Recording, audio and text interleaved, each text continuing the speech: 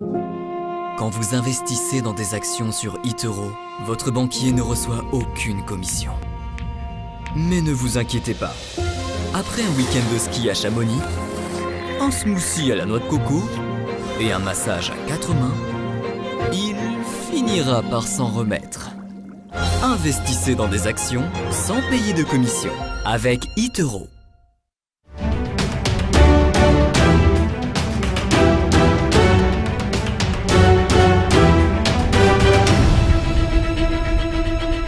Et alors, troisième market mover, il s'agit de l'or. Oui, l'or à l'inverse, alors on aurait pu penser que le fait que l'eurodoll monte, du coup ça a un impact baissier, il y a un dollar américain baissier, certes, et par effet mécanique, on aurait pu penser du coup que ça profiterait à l'or, ce qui n'est absolument pas le cas.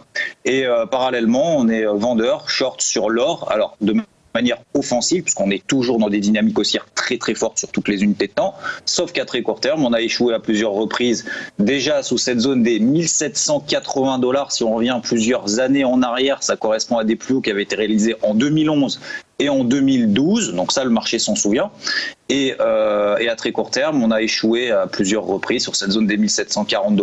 On a un petit élan baissier, faut pas viser non plus le trou sur l'or, hein. L'objectif c'est pourquoi pas 1680 $, et sur les 1680 $, bah, ça permettrait de prendre le train en marche, le train haussier en marche, qui est toujours haussier d'ailleurs depuis le début de l'année. C'est plutôt sur cette zone-là que je privilégierai les achats. Donc à très court terme, toujours short baissier jusqu'à 1680. À 1680, on changera de fusil d'épaule et on cherchera à ce moment-là des achats avec un meilleur timing d'intervention pour se placer dans le sens de la tendance.